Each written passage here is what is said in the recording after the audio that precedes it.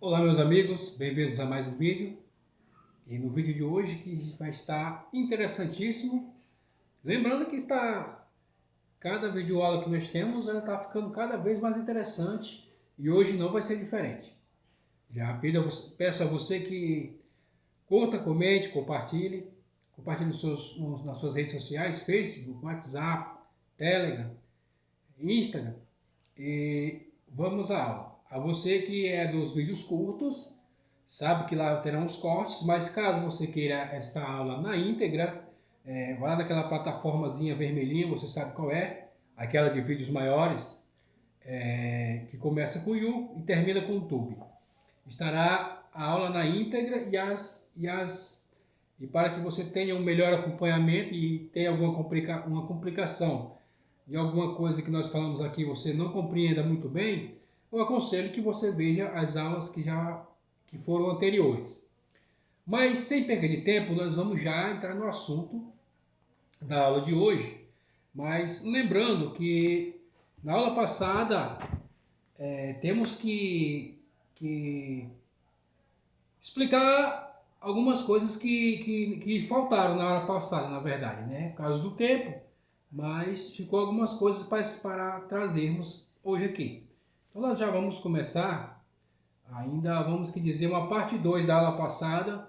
Vai ser rápido, vai ser breve, para que tenhamos um melhor entendimento, certo? Vamos lá então. E o tema que vai estar na plataforma de vídeos maiores vai ser hashtag saída do jardim. Aí você vai lá, procura meu ID, que é @osmundocastro40, que está lá a aula na íntegra. Vamos lá então recapitular o vídeo passado.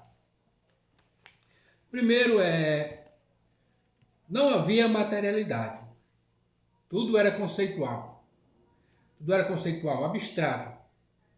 Abstrato. Tudo era a humanidade e sobre as suas características intelectuais. O intelecto natural, que é a cobra, o intelecto sentimental, que é a mulher,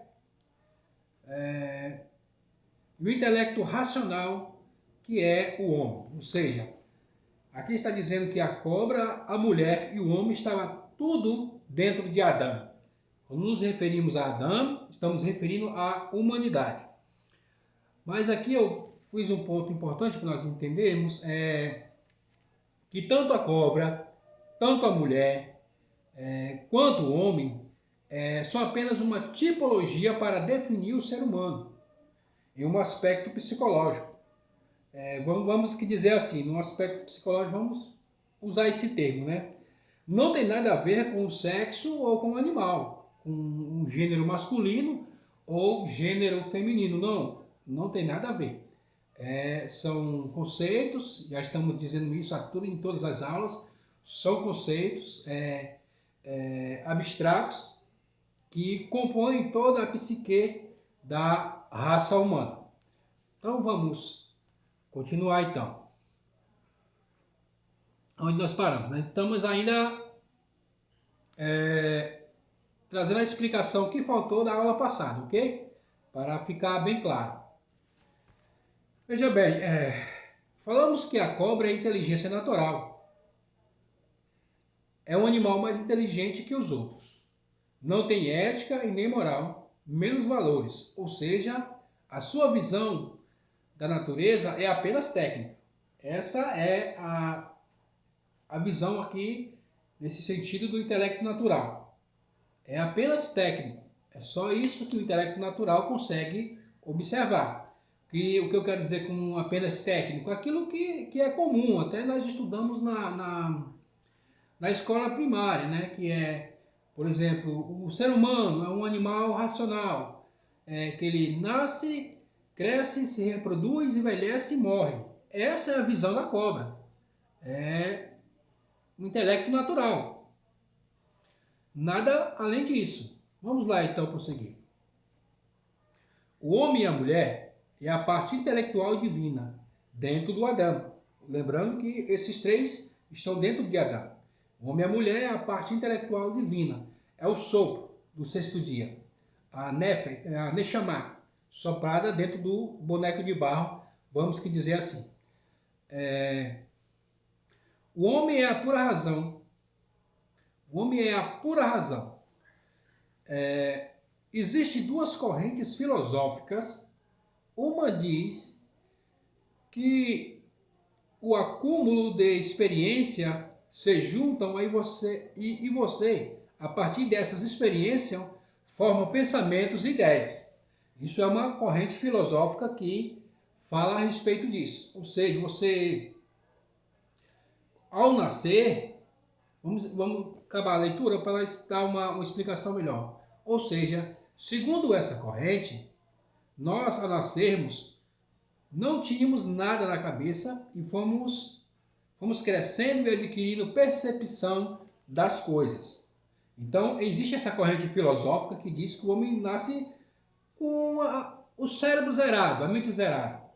Na medida que ele vai crescendo e vai vendo, usando os seus 5 sentidos, a audição, a visão, o olfato, o tato, o paladar, ele vai adquirindo ali, então, uma série de imagens e conhecimentos que até então não existia para ele, e ali ele consegue formular os seus pensamentos e assim ele se torna-se um ser pensante a partir das suas experiências. Existe uma corrente filosófica que fala a respeito disso. Tá. A outra, quer dizer, são duas correntes filosóficas. A outra diz que o homem já nasce com alguma coisa na cabeça. Um intelecto puro, a priori e não posteriori.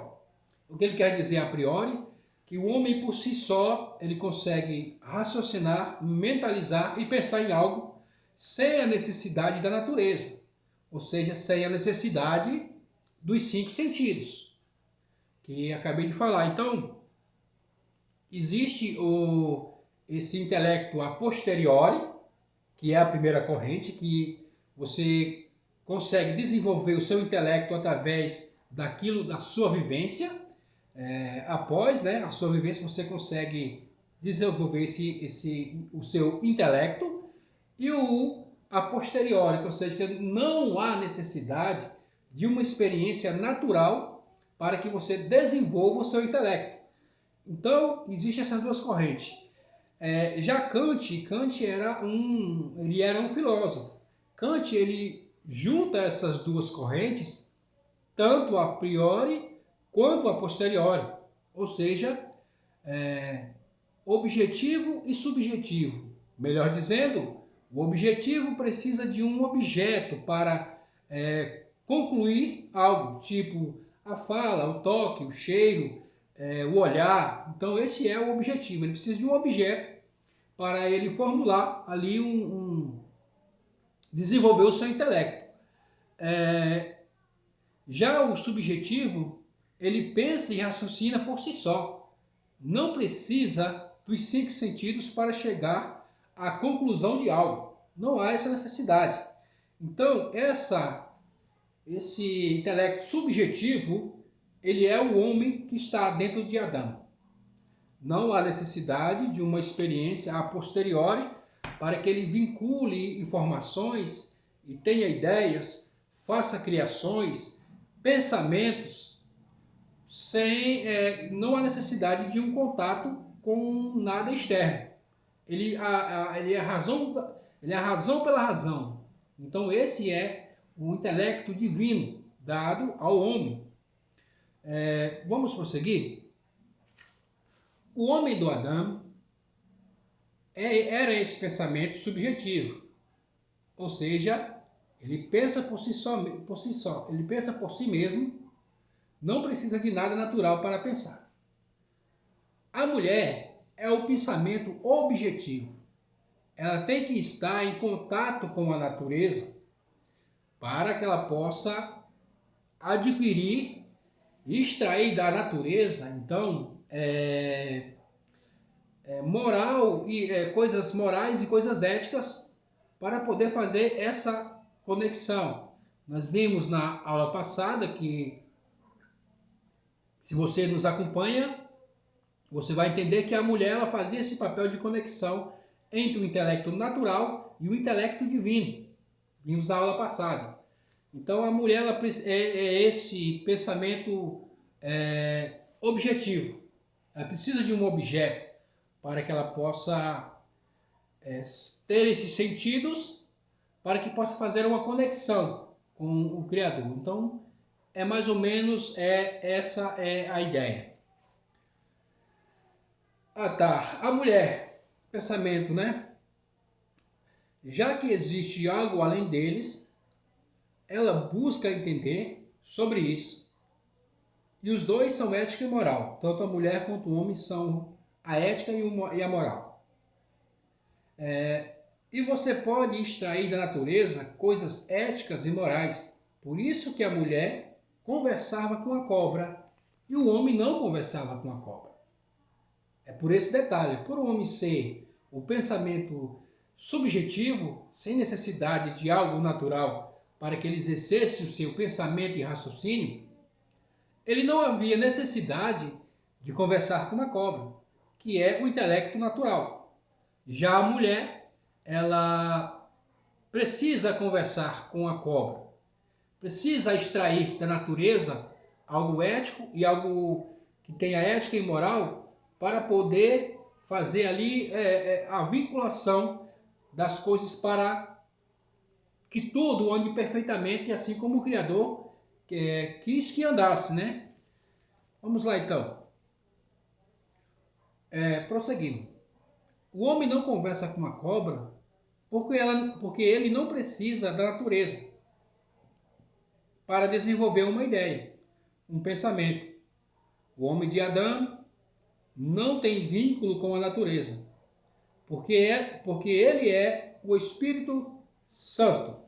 Aqui é algo que é muito interessante. Pode-se dizer que ele é comparado como esse homem dentro de Adão, ele é como o Espírito Santo. Não há necessidade alguma de contato com a natureza para que desenvolva um pensamento e uma ideia. Porque ele é o Espírito do Criador. Você entendeu? Você entendeu a diferença entre nessas conceitos entre homem e mulher? Tá. Ele é o Espírito Santo, ou seja, a conexão plena e total com Deus, sem ter conexão com o resto da existência. Somente o Espírito Santo tem esta conexão com Deus, sem necessitar de nada natural da criação. Ela é uma conexão plena, como é que eu escrevi aqui? Conexão total e plena com Deus, sem a necessidade de algo natural. Tá. E a mulher é o que você aprende de tudo que ele criou para chegar até Deus.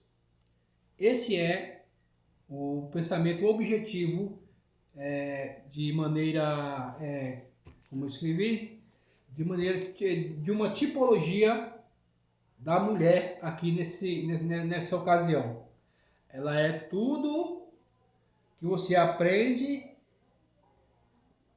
da natureza para chegar até a Deus. Esse é o papel da mulher.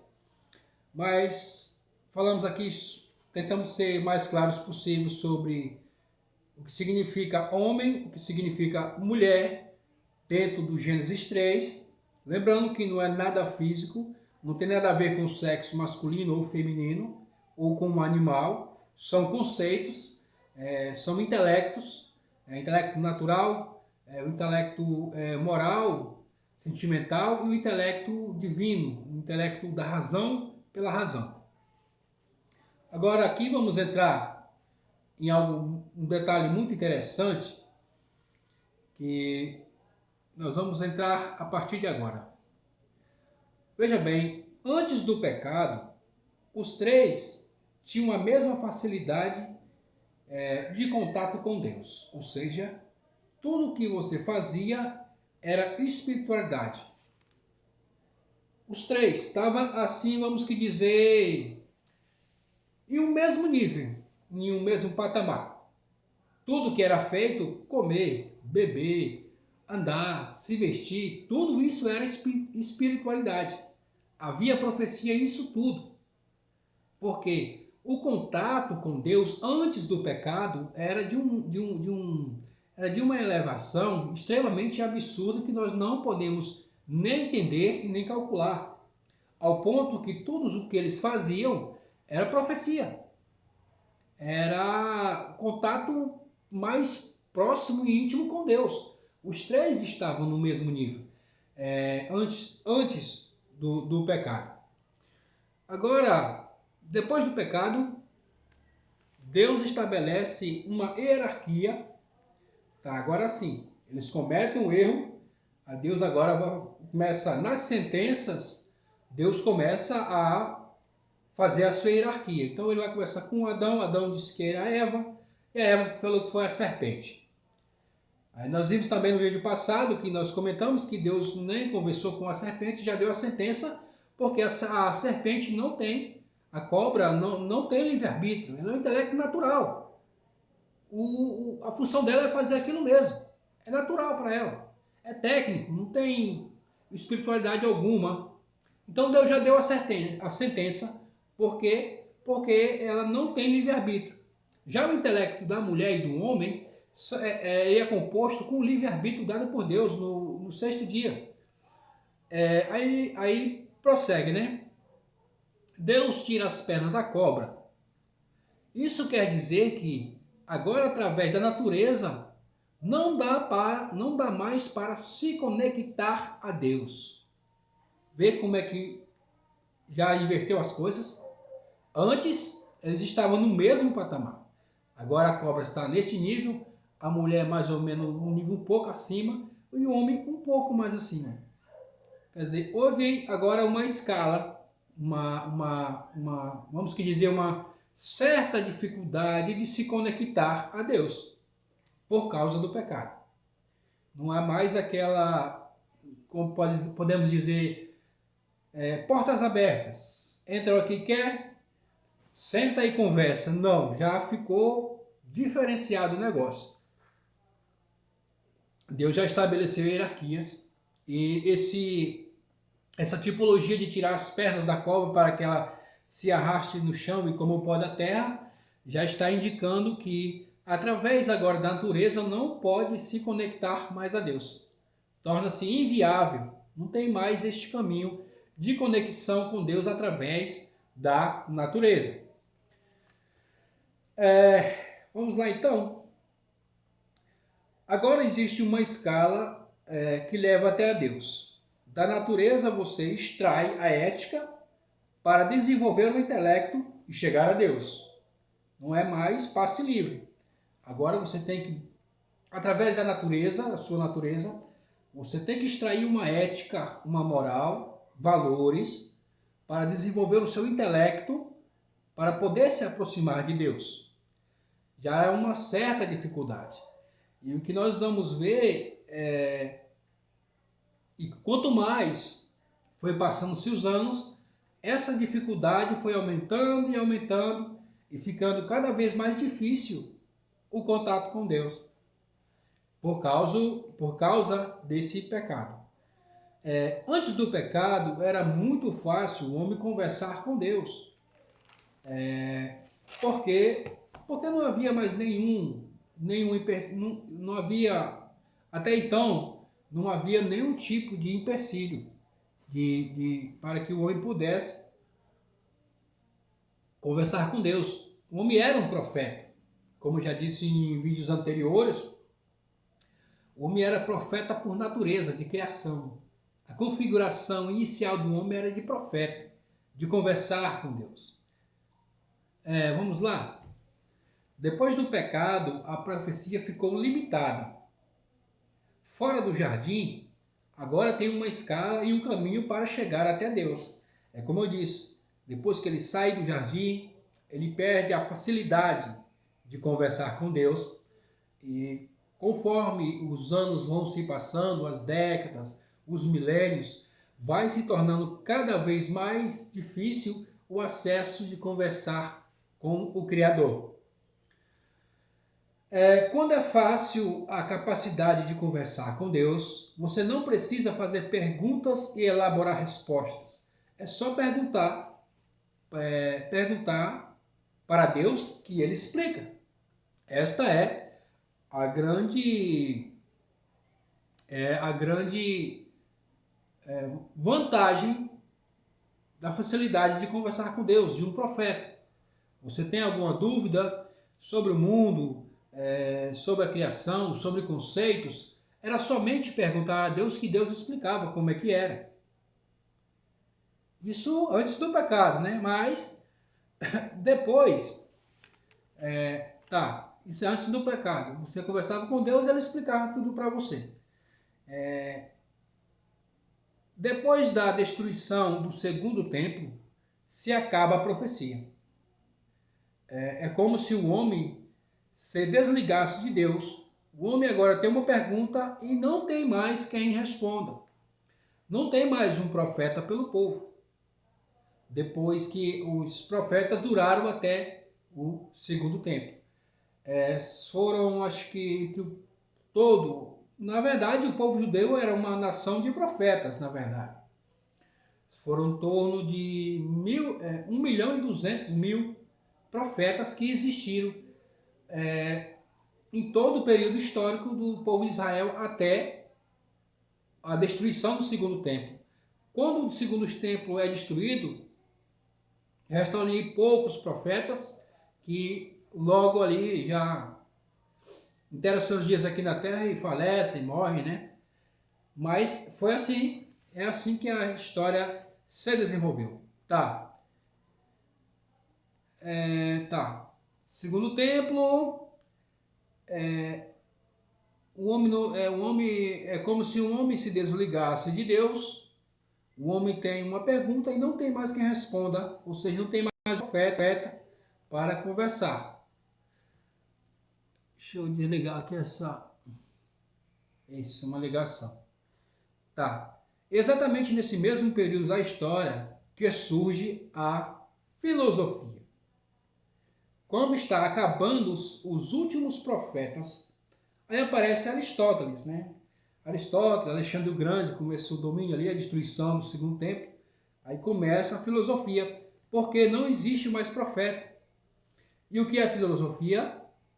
É quando o homem pensa e não pode mais ter uma resposta. Isso é filosofia. Ou seja, a profecia é um diálogo com Deus. Você tem com quem conversar. Já a filosofia é quando o homem não tem com quem conversar e ele conversa consigo mesmo. Ele começa as suas análises e meditações sobre o universo, sobre as pessoas, sobre características, sobre comportamentos, mas ele não tem com quem perguntar, então ele começa a conversar consigo mesmo. Aí surge a filosofia. Exatamente nessa linha da história da destruição do segundo templo, onde acabam-se os profetas, começa a filosofia. As pessoas já não têm mais a quem perguntar, a quem recorrer sobre suas dúvidas e suas dificuldades a respeito da existência do mundo, para que viemos, para onde iremos, o que fazemos aqui. Então ela começa a falar consigo mesma e procurar resposta em si para muitos questionamentos. Isso é a filosofia, né? Agora, a faculdade para entender o mundo é o intelecto. Perdemos a sensibilidade profética de conversar com Deus. Esse é o grande fato e a grande verdade. Essa sensibilidade nós já não temos mais. Então, vamos prosseguir? Aqui tem algo muito interessante que eu vou compartilhar com você. A tradição judaica diz que a cobra ficou com inveja da mulher e o homem. Porque houve essa inveja? Porque ela viu eles tendo relações sexuais. Lembrando a você que Mais para frente nós vamos falar um pouco, o conceito de relação sexual não é o mesmo que nós conhecemos agora. Mas eles tiveram relações no jardim, ainda no jardim. Não foi depois do pecado, eles já tinham relações no jardim. Quando nós chegarmos lá, nós vamos ver direitinho, e eu vou esclarecer para você com mais detalhes, mas já mantinham relações. Caim e Abel nasceram dentro do jardim, já para adiantar um pouco a conversa aqui, né? Já no jardim, ele viu a santidade que havia, que até nisso havia profecia. Isso mesmo. A serpente, por ela ter um olhar técnico, por ter um olhar natural, ela não compreendia a santidade que era a relação, naquele momento, o ato sexual, naquele momento entre Adão e Eva, porque era santo, era muito santo, e ela não conseguia conceber aquilo, porque até naquele ato havia profecia. Então, e ela ficou com inveja daquilo. Tá. Havia profecia. E ela era o intelecto natural. Por isso ela quis matar o homem. O que isso quer dizer? É que a cobra ela é a parte filosófica e o homem é a parte profética divina. A mulher é a moral e a ética. Ela viu a moral e a ética conversando com uma profecia e pensou, não, a moral tem que conversar com a filosofia. E por isso a filosofia tentou matar a profecia. É uma tradição judaica, né? São midrashins que trazem para que nós podemos ter uma clareza, porque a Bíblia em si, ela mesmo no seu original, ela deixa muitos vácuos, muitas lacunas, porque ela não traz tudo na íntegra. Então, tem essas tradições judaicas que foram recebidas de Moshe, que foram passadas de geração em geração, aí foram compilados em livros para que não se perdesse, e nós temos essa rica, como é que fala? Essa riqueza de informações que antes não tínhamos. Vamos lá então. A visão da cobra, ela não entendia essa santidade e queria também para ela, porque a sua visão era material. O conceito que ela via era totalmente diferente, porque ela era totalmente técnica. Ela não conseguia observar, ela não conseguia entender a santidade que era o ato de Adão e Eva se relacionando. Outro ponto interessante é que Deus divide os corpos para eles para eles consertar o erro. O objetivo é agora dos dois corpos com matéria física. Agora aqui eles já estão com a matéria física, com o corpo, com o físico. E o objetivo de Deus é um só, para que eles consertem esse erro, esse equívoco. E como é que eles iriam fazer isso? Física, para que consigam se relacionar com santidade, mantendo relações sexuais. Isso é relação sexual. Com santidade, com moral e com ética. Ou em questões técnicas, sem moral, sem ética, como os animais. Agora Deus separa os dois corpos para que isso aconteça. Para que eles, por si só, façam aquilo com santidade, e com ética e com moral, que é o casamento. Ou sem ética e sem moral, como os animais fazem. Um aqui, outro acolá, na balada outro. Sim, você sabe o que eu estou me referindo. Então, ficou para que o homem e a mulher consertassem esse erro através do casamento, na verdade. Está falando do casamento entre eles. A maior santidade que tem é a relação sexual do homem e da mulher casada, que moram juntos, né? Que são casados. Vamos lá. Vamos prosseguir. Tá. Pronto, aqui tem outro ponto. Se nós avançarmos mais um pouco, tem aqui outro ponto também, muito interessante. Já vamos abrir lá perto. Nós vamos já dar início onde nós paramos, né? Para continuarmos não, né? Na verdade, nós...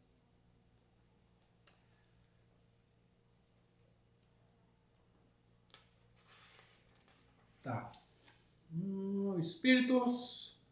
Espinhos, cardos, não é aqui. Tá, em Gênesis capítulo 3. Não, capítulo 3, só um minuto, já estou quase encontrando aqui. Tá.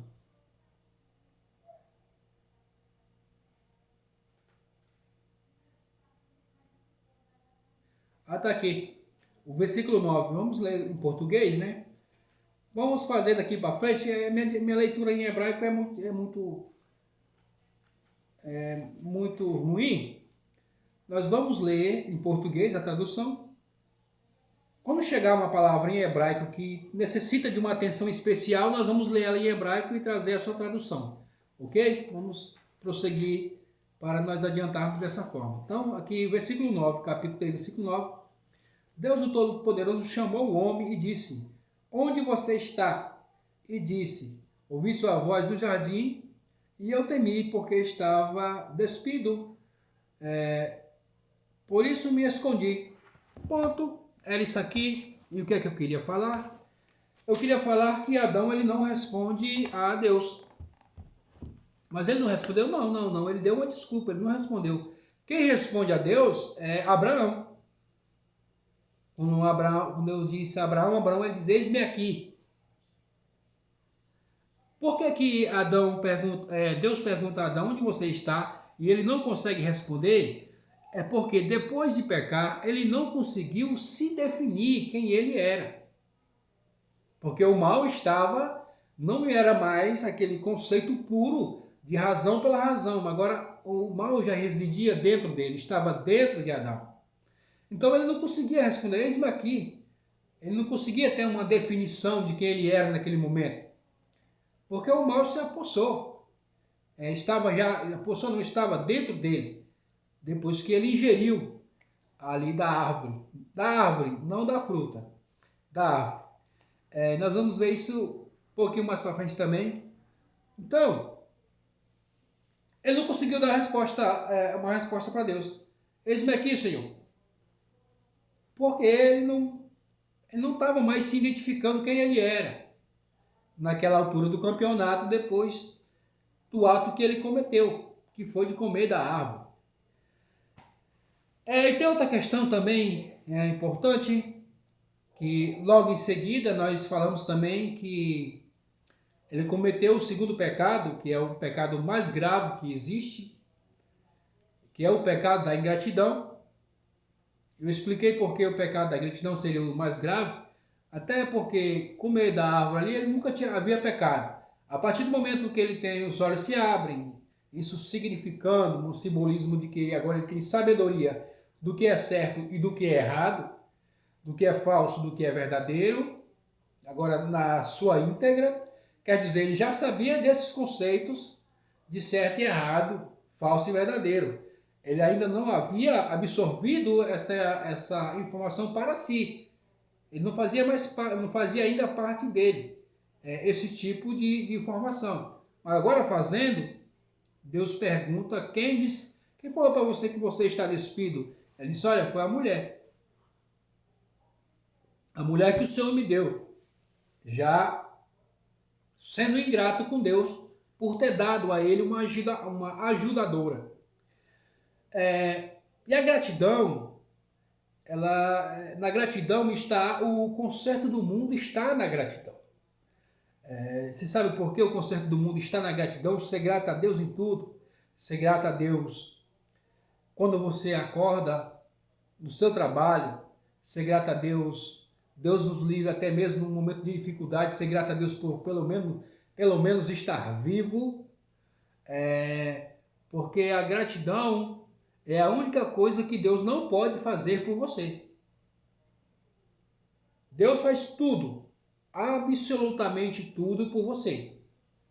Se Ele quiser, Ele pode fazer absolutamente tudo. O que Ele não pode fazer por você é ser grato. Por isso a gratidão é a única coisa que Deus não pode fazer por você. É você que tem que ser grato a Deus por tudo. Então, acho que já não tem mais nada que ficou da aula anterior. Vamos prosseguir agora, né? Gênesis capítulo 3, versículo 23, né? Paramos no 21. Vamos a partir do 23. Porque o 23 para que você vai entender. Porque já estamos falando do homem, né? Então, e a mulher. Para ficar mais fácil aqui o nosso entendimento, tá? Versículo 23. Olha, veja bem nessas palavras. Deus, o Todo-Poderoso, mandou embora o homem do jardim do Éden, para trabalhar o solo, de onde ele foi tirado. Você notou aqui? Não sei se você já ouviu dizer, alguém falar que os dois foram expulsos do jardim. A Bíblia fala diferente, que acabamos de ler. O homem foi expulso do jardim para trabalhar na terra. Só o homem que pecou. E só o homem foi expulso. A mulher não pecou. Então, a mulher ela não foi expulsa do jardim. Quem foi apenas o homem. Numa maneira mais simples de explicar, Deus diz, olha, você pecou, você não merece mais estar aqui. Você vai ser expulso do jardim. Mulher, você não pecou, tipo assim, a mulher ela não pecou, mas através dela veio o pecado, na verdade, né? Mas ela mesma não pecou. Mas o pecado veio através dela, para Adão, que Adão comeu da árvore e tal. Mas ela mesma em si, ela não pecou. Então ela não foi expulsa. Aqui que entra um detalhe muito importante. A mulher ela não errou, não pecou, então ela não foi expulsa. Foi só o homem que foi expulso. Agora nós vamos entender por que ela também saiu do jardim também, claro, né? Temos que entender essa parte. Já que ela não foi expulsa, ela saiu por quê então? E é sobre isso que nós vamos comentar aqui. A mulher não é expulsa do jardim. Ela sai por causa do homem. Quando Deus cria os dois corpos para que possam se entender, quando o masculino sai do jardim, a outra parte tem que acompanhar. Não faz sentido ficarem separados. Foi por isso que ela saiu. Se os dois foram criados separados em dois corpos, para que se entendam em um relacionamento, quando um sai, não faz sentido o outro ficar. Então ela pega e acompanha o seu marido, o seu esposo. Ela vai e acompanha ele. De livre e espontânea vontade. Mas ela mesma não foi expulsa. A mulher não foi expulsa. Foi somente o homem que foi expulso do jardim. Por isso o Messias tem que vir um homem. Porque ele tem que redimir o homem, não a mulher. E nós vamos aqui adentrar nesse tema, nesse assunto, e você vai entender por quê. Calma lá. Vamos devagar, certo? Tá. Nós paramos de entender por causa do masculino ficar separado, certo? Então, a mulher está sempre buscando a perfeição. Por quê? Porque ela é perfeita, ela não pecou. Dentro da mulher tem um status de jardim do Éden ainda. Ela não perdeu esse status, a mulher.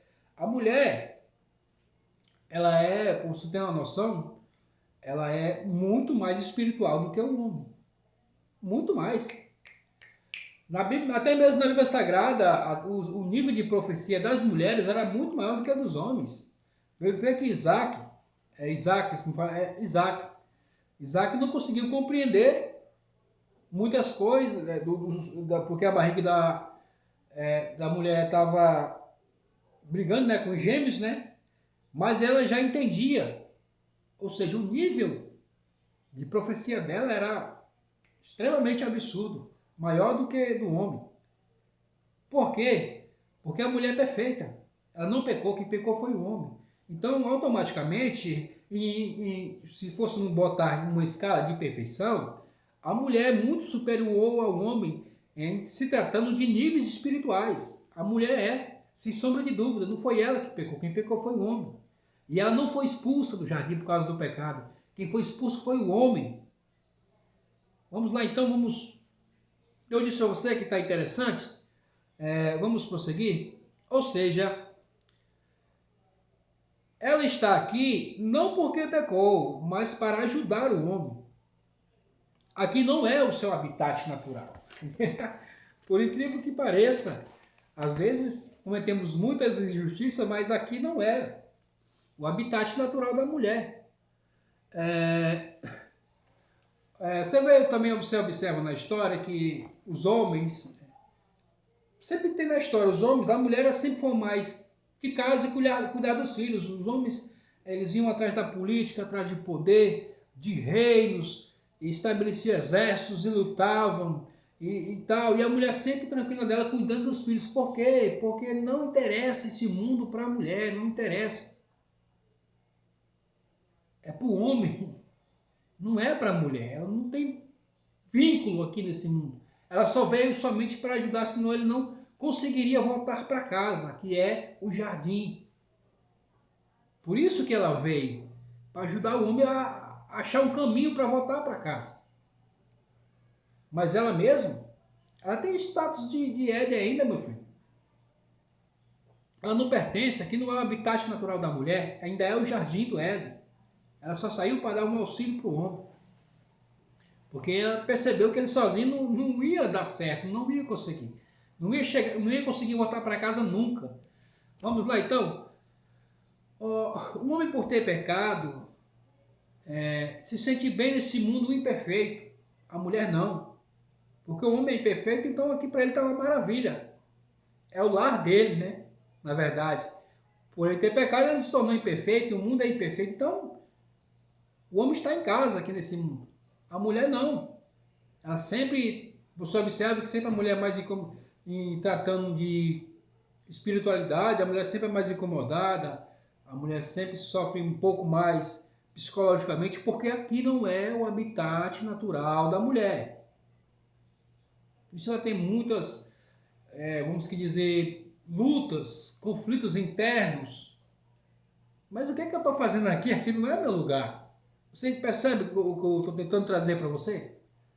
Porque o homem não é porque ele é o mais forte biologicamente, o mais... Não. Porque esse lugar aqui é do homem. A mulher ainda pertence ao jardim. Ela é mais espiritual. A mulher tem uma inteligência muito sutil, muito apurada, muito refinada que o homem não tem. Nesse mundo imperfeito, está perfeito para nós. Para ela não está. Em resumo, a mulher é muito mais fácil de chegar ao mundo vindouro do que o homem. Essa é a pura verdade, né? Depois de tudo que eu acabei de trazer para você aqui, a conclusão não poderia ser diferente. Que a mulher é mais fácil de chegar no mundo vindouro do que o homem. Então é que você observa que a mulher é tão diferenciada do homem ao ponto de que um exemplo que agora me vem na mente aqui é o povo, estamos estudando o hebraico, né? O hebraico bíblico, o povo judeu tem aquelas coisinhas na cabeça, acho que é kippah que fala o nome, só os homens que podem usar, que traz um significado que Deus está... eu não lembro o significado, não lembro, mas é só os homens que podem usar. Aquele que eles enrolam no braço, talit, eu acho que é talit. Vocês me perdoem, porque eu não sou judeu, mas eles usam. Mas você percebeu que objetos religiosos é só os homens que usam?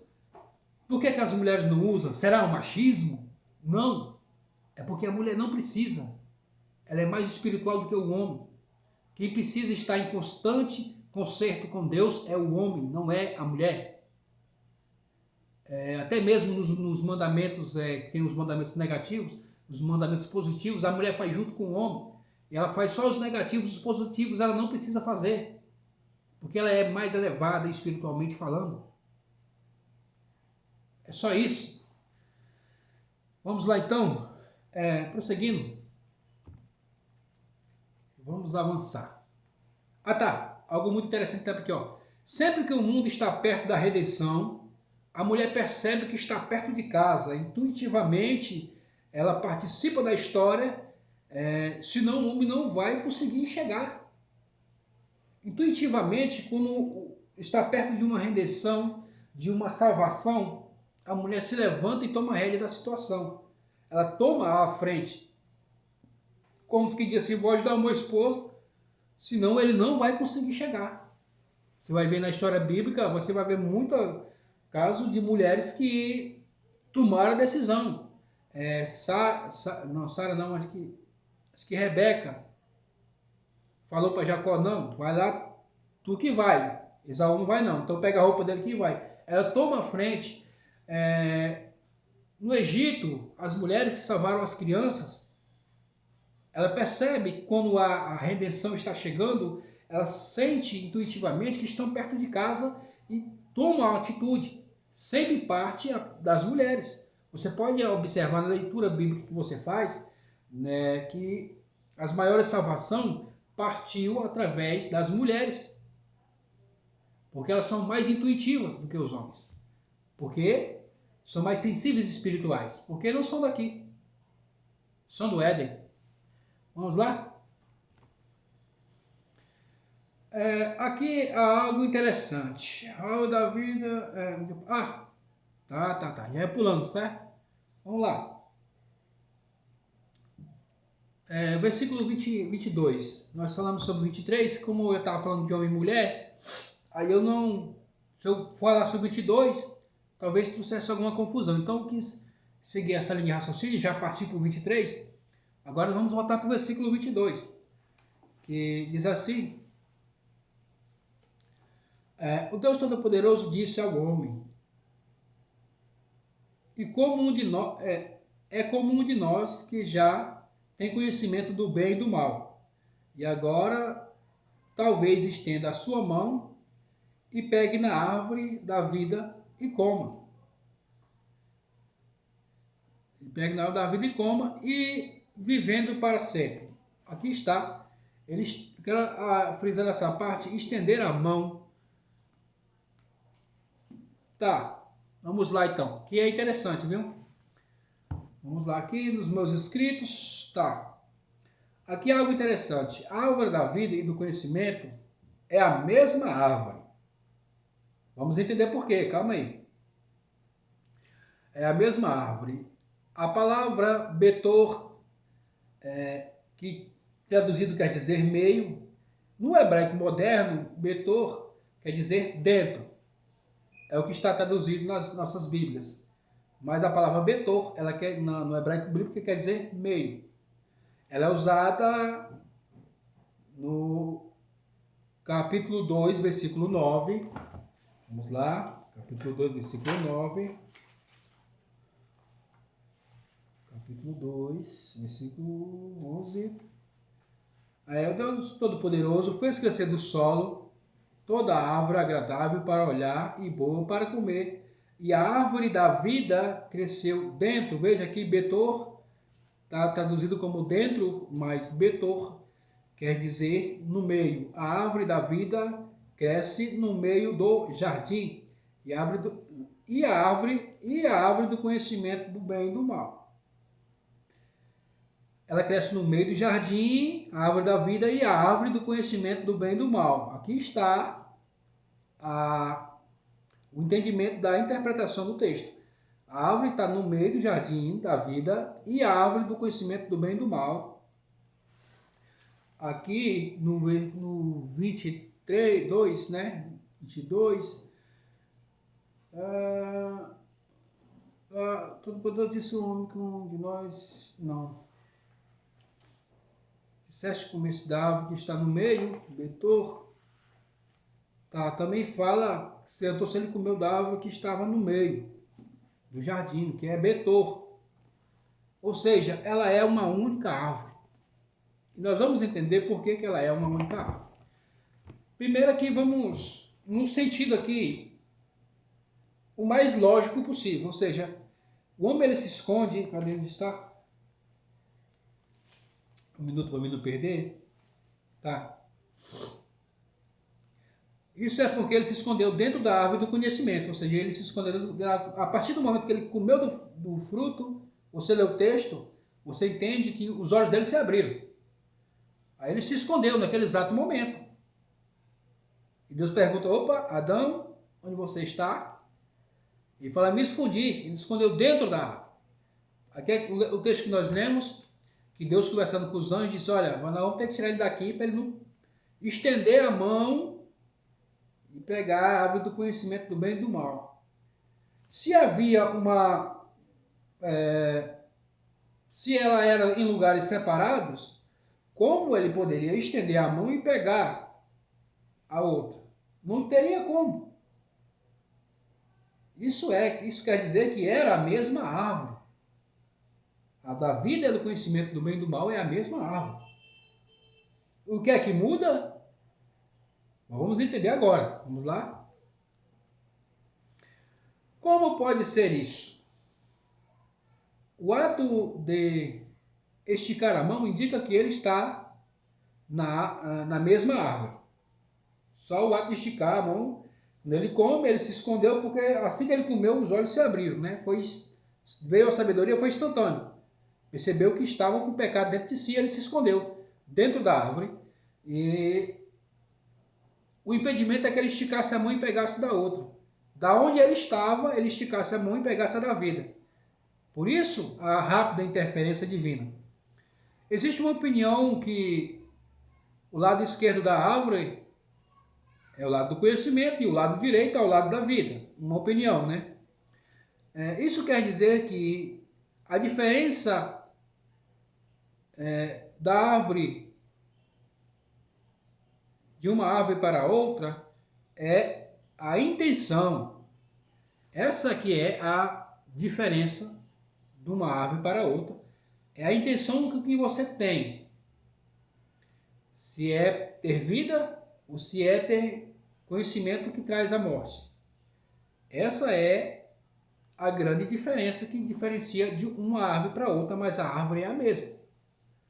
A diferença está na sua intenção.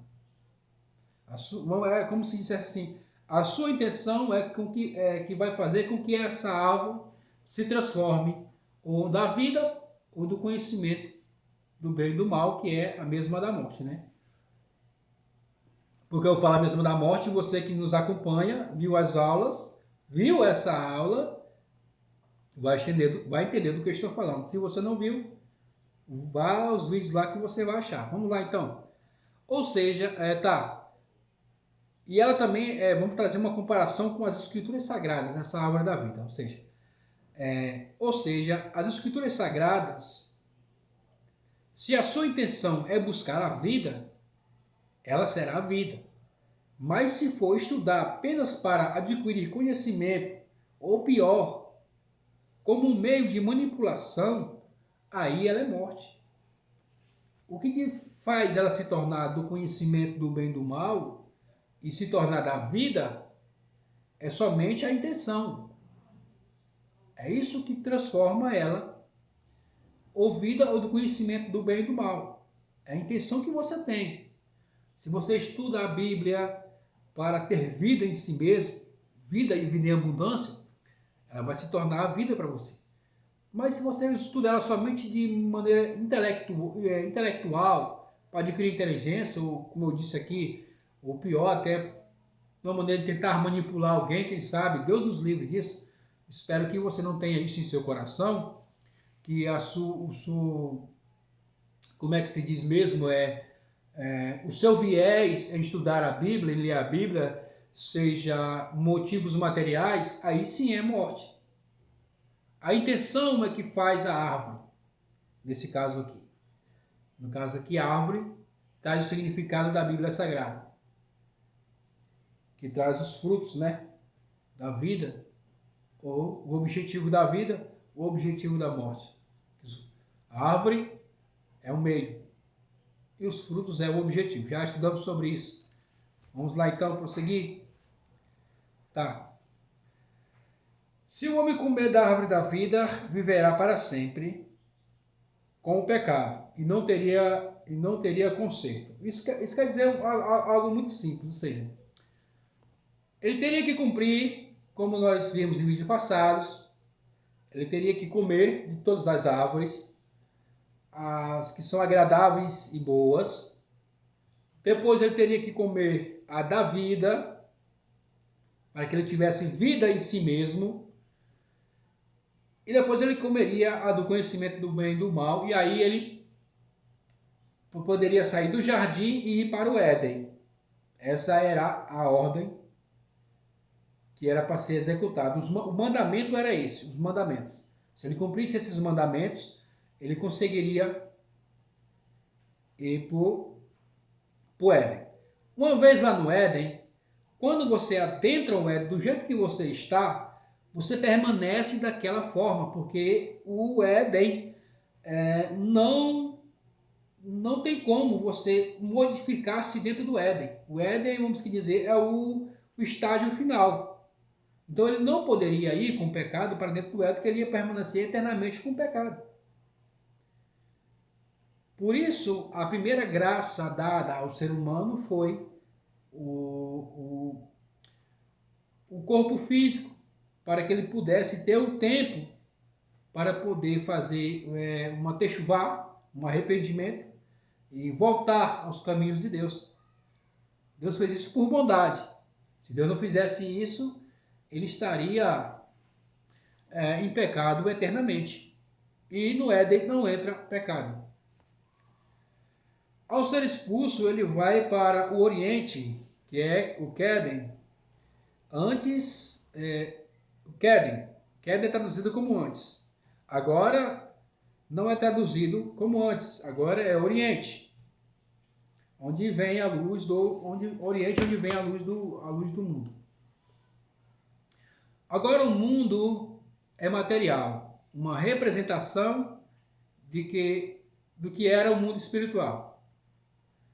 Aí temos ali que Deus bota ali os querubins, né? Vamos lá, os querubins, já é no capítulo 4, deixa eu ver. Tá. Isso, capítulo 3 ainda, versículo. E expulsou o homem do jardim, ele colocou anjos e a chama da espada giratória para guardar o caminho da árvore da vida. Ali botou os querubins para guardar o caminho da árvore da vida. E por que a espada e por que giratória? Vamos ver isso aqui. A espada querubim, a espada que girava.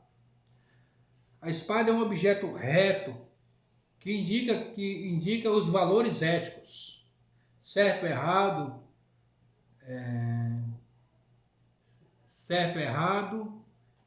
verdadeiro, falso. E quando ela está girando, é porque não se sabe o que é certo, o que é errado, o que é verdadeiro, o que é falso. Não se sabe, porque se ela está reta, não tem outra opção. Tem o verdadeiro, tem o falso. Então, está numa linha reta, está definido o que é verdadeiro, o que é falso, o que é certo, o que é errado. A partir do que ela está girando, não há essa definição, porque ela está girando. Então não se sabe o que é verdadeiro, o que é falso, o que é certo, o que é errado. Esse é o mundo que nós vivemos. Agora nós vamos entrar no capítulo de número 4. Eles já estão fora do jardim. E aqui é algo interessante que nós vamos falar aqui sobre esse capítulo número 4. Vamos lá? Aqui eu vou precisar ler em hebraico. Esse aqui não tem como, tá? Aqui o homem conheceu a sua mulher, Ravá, que é o nome de Eva. Ou seja, capítulo 4. Aqui, ó. Verhadam, Yadá e Ravá. Verhadam, você lembra que segue aquela mesma ordem gramatical? Quando, assim como foi na explicação lá da serpente, essa é a mesma explicação. Quer dizer que quando o sujeito vem antes do verbo, está dizendo que a história que está sendo contada aqui ocorreu antes da história que eu acabei de contar anteriormente, do capítulo de número 3. É a mesma regra da serpente. Você que viu o vídeo, viu explicando a respeito disso, e é a mesma regra, ou seja, Adão e Eva, o ato de conhecer aqui, está falando sobre relações sexuais. Adão conheceu Eva antes de ser expulso do paraíso. Aqui no capítulo 4 já estão fora do jardim. Mas isso ocorreu dentro do jardim. Caim e Abel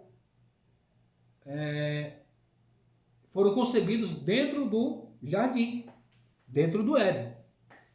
Como nós dissemos a você, porque o conceito que nós entendemos hoje sobre relação sexual nada a ver tinha com o conceito de relação sexual no jardim. Tanto que quando Deus determina o castigo da mulher ter uma gravidez e sentir dor, já está sendo uma resposta bem óbvia, porque ela já tinha tido filhos lá dentro. Mas agora ela ia sentir dor, ia menstruar, ia passar 9 meses com uma criança dentro da barriga. Aqui isso já é uma concepção minha, tá? Deixar bem claro o entendimento meu de que ao ato da relação sexual de Adão e Eva, você já ouviu no microscópio aquelas células que conectam uma da outra e começam a se soltar uma da outra? Assim eu penso, isso aqui é um pensamento meu, que foi mais ou menos dessa forma que nasceu Caim e Abel. Foram se desconectando da Eva. Então, na criação, a Eva ela tem, eu acho que eu não li isso aqui. Eu passei, cara. Ixi, não vou. Olha, eu acho que eu passei. Será que eu pulei? Tá, não sei. Vamos lá. Tá. Não cheguei, nem cheguei lá ainda. Não, desculpa, eu estou equivocado. Tá. Então é mais ou menos assim. Essa é a minha linha de raciocínio. Por quê? Porque não quer dizer que eles nasceram dias ou horas. Eles somente Caim e Abel somente não nasceram no mesmo instante. Mas nasceu um e depois nasceu outro. Não quer dizer que houve dias, houve meses. Não quer dizer isso. Não é temporal dentro do jardim. Não é temporal. Entendeu? Então, pelo que eu li, o que me vem na minha mente, no meu pensamento objetivo, seria isso. Essa imagem que eu já vi das células. Então, isso repito, é um pensamento meu. Vamos lá então, ver o que aconteceu. Tá. Aqui tem também uma palavra que nós temos que... Tá, aí aconteceu... E ela concebeu e deu à luz a Caim. E disse a mulher, tá, Adão, como é que é a palavra? Vatahat, tem a palavra Vatahat, Vateled.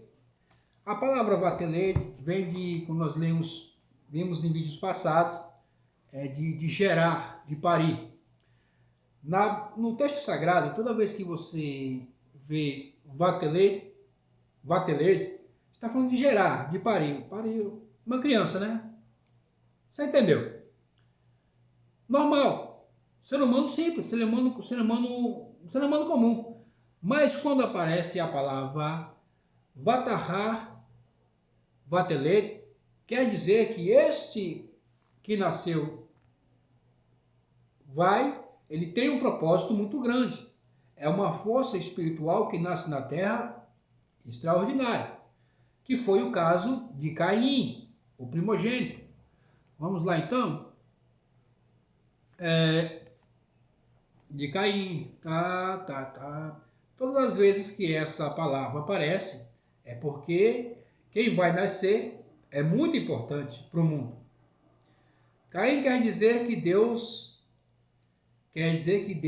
esse filho, ou seja, que Deus deu esse filho, ou seja, o homem, a mulher e Deus. Lembra da conexão de antes, que até mesmo na relação sexual de Adão e Eva havia profecia? Caim era a profecia, porque Caim é o primogênito, e o primogênito é o Messias, ou seja, se Caim não tivesse feito besteira, ele seria o Salvador, ele seria o Messias da sua época. Mas ele pisou na bola. Vamos lá então? A princípio temos o Criador e a criatura. O Criador, ele dá, é altruísta. A criatura recebe, é egoísta. Agora Eva está mais próxima de Deus porque de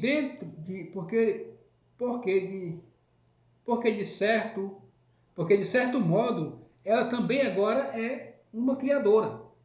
O homem também participa dessa criação, mas é de uma maneira mais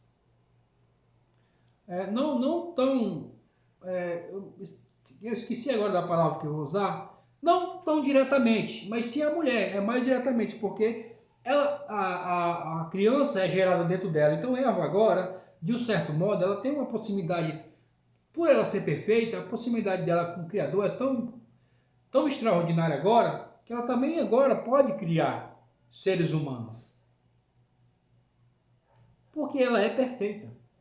Ela é mais semelhante ao Criador do que o homem. O homem tem a parte na criação, mas de maneira indireta.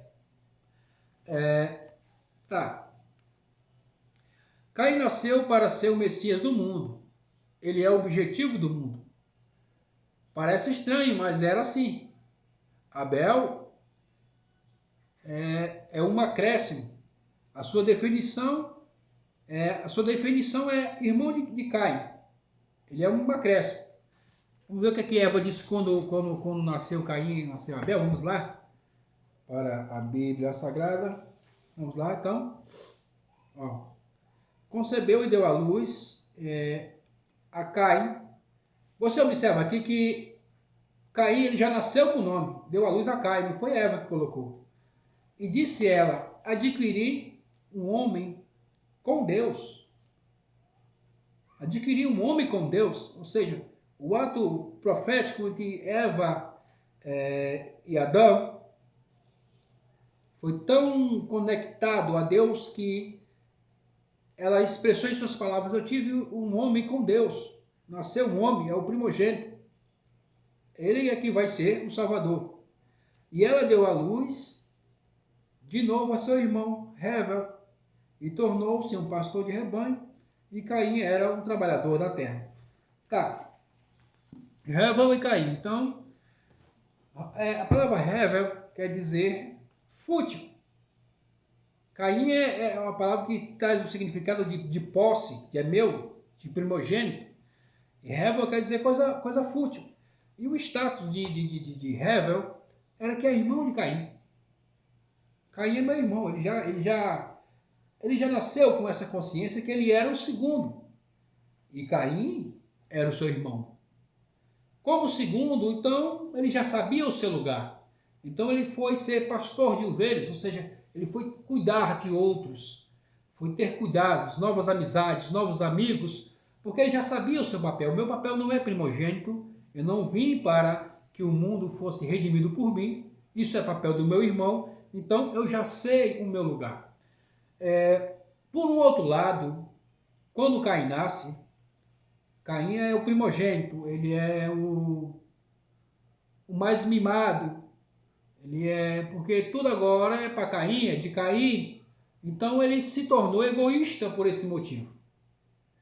Mas qual é o grande medo de todo primogênito? É quando tem um irmão. Então a intenção de Caim é afastar sempre o seu irmão, para que não haja divisão nada com ele. E Abel vai para o campo para cuidar de ovelhas, fazer novas amizades, cuidar de outras. E Caim permanece ali na terra, a mesma terra que Deus amaldiçoou, e Caim ali se entranha naquela terra que é a maldição de Deus, ou seja, ele se entrega ao materialismo, ele se aprisiona no materialismo, por ser egoísta. Vamos lá? Tá. Ou seja, Caim é o protagonista, Hevel é o coadjuvante. A responsabilidade de Caim agora é ser o irmão para Abel. Essa é a responsabilidade de Caim. Agora, mesmo assim, sendo Caim o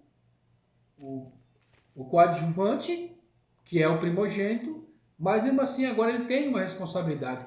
É como assim? Por exemplo, eu vou tentar explicar de uma maneira simples. Deus cria Adão e Eva. Então o mundo é criado para Adão e Eva, certo? Então o propósito de Deus é servir Adão e Eva. Vamos que dizer assim.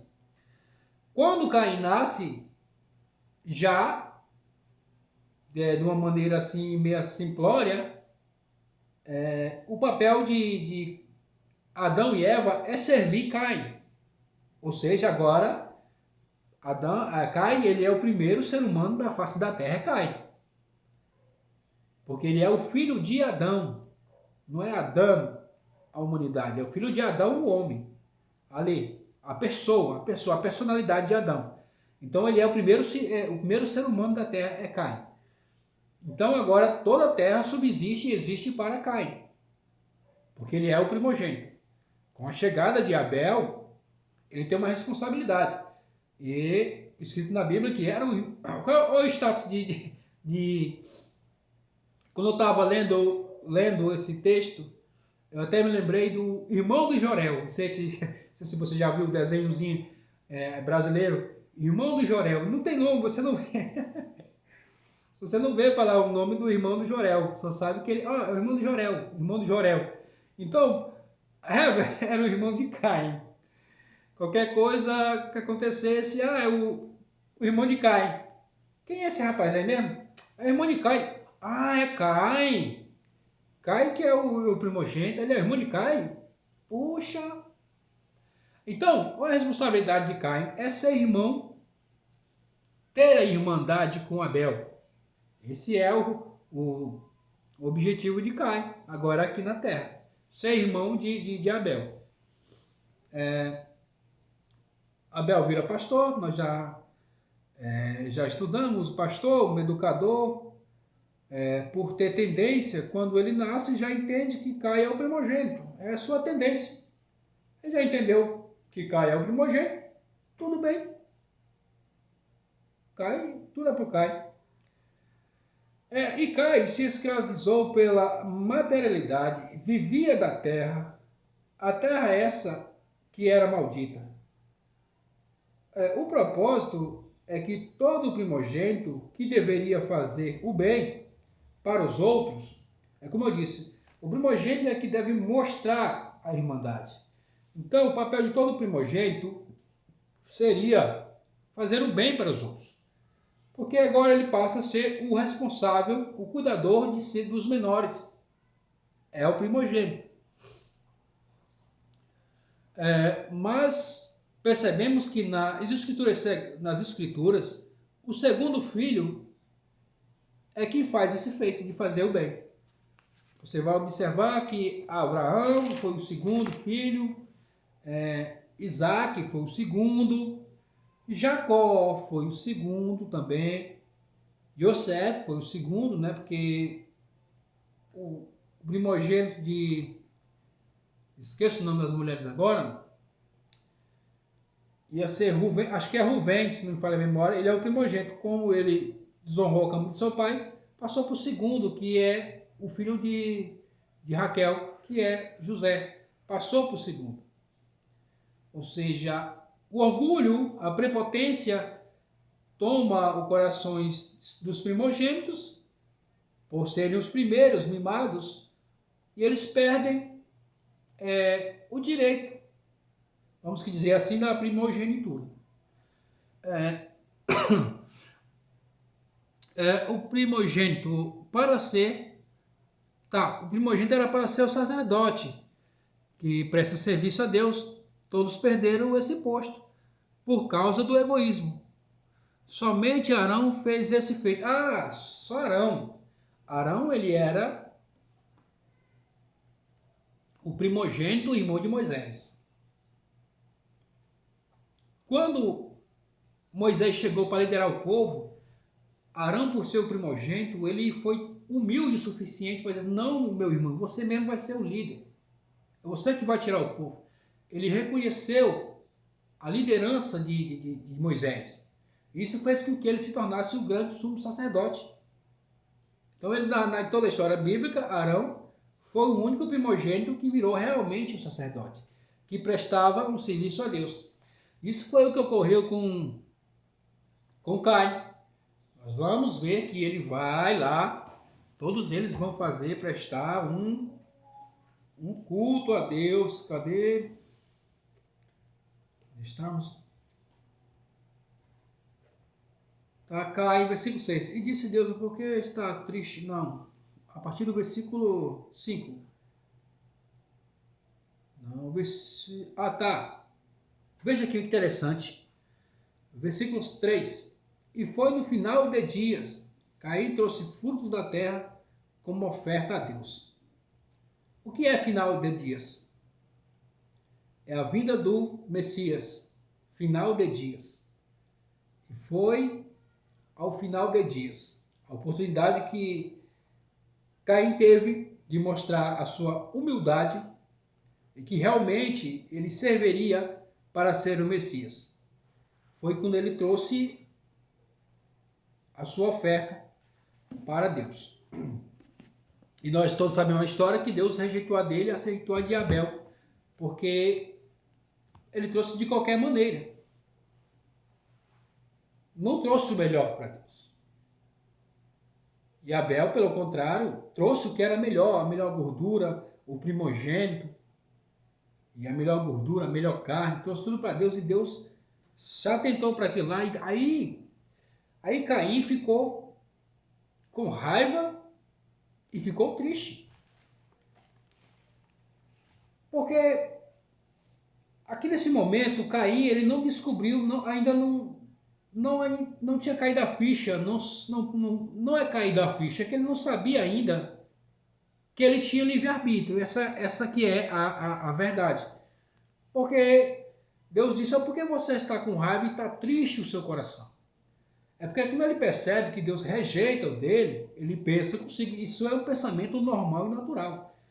Eu sou mau, Deus, herdei do meu pai a natureza má do pecado do jardim, porque Deus rejeitou a minha oferta, porque eu rejeitei. Então eu herdei do meu pai.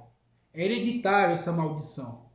Deus disse: não, se você fizer bem, vai ser aceito. Mas se você fizer mal, o pecado já está na porta. E sobre ti será o teu desejo. Quer dizer, se você pecar agora, ele sempre vai estar te acompanhando e você vai se acostumar e viver pecando. Deus falou isso para Caim. Ou seja, Deus que estava dizendo para Caim: não é um mal hereditário. Onde você vive não lhe influencia de maneira nenhuma. Não importa se você nasceu em um lugar onde existem muitos criminosos, você, por tendência, tem que ser um criminoso. Não, você tem livre-arbítrio. Só que naquele momento ninguém explicou, ou até mesmo ninguém fez uso do livre-arbítrio naquele exato momento. Você tem o poder e o direito sobre a sua vida de ser bom ou de ser mal. Deus passa isso para Caim. Não é que esse mal é hereditário, que você é um maldito por nascer, não, de maneira nenhuma. Você nasceu de uma criatura perfeita que é a mulher. Tem esse mal dentro do homem? Tem sim.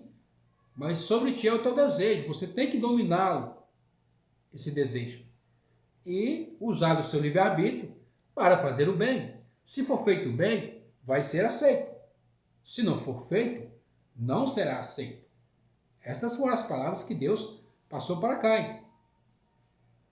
Então, para ele, Deus fez ele daquela forma, eu nasci assim, amaldiçoado, por isso que Deus não gosta de mim. Então, ele tinha todos os motivos do mundo para estar triste. Talvez indagar, por que Deus, você me fez assim? Para me desprezar na frente de todos? Deus disse, não, por que você está com raiva? Porque você está triste. O seu ambiente que lhe cerca ao seu redor, ele não influencia na sua decisão. Quer dizer, não era para influenciar, porque você é um ser livre, você tem livre-arbítrio. Então não era para lhe influenciar de maneira nenhuma. Então, vamos ficar por aqui. Na próxima aula, temos mais sobre Caim e Abel. E vai ser também muito interessante. Agradeço você ter ficado comigo até aqui. Muito obrigado. Espero você no próximo vídeo. Fique bem, fique em paz e fique com Deus.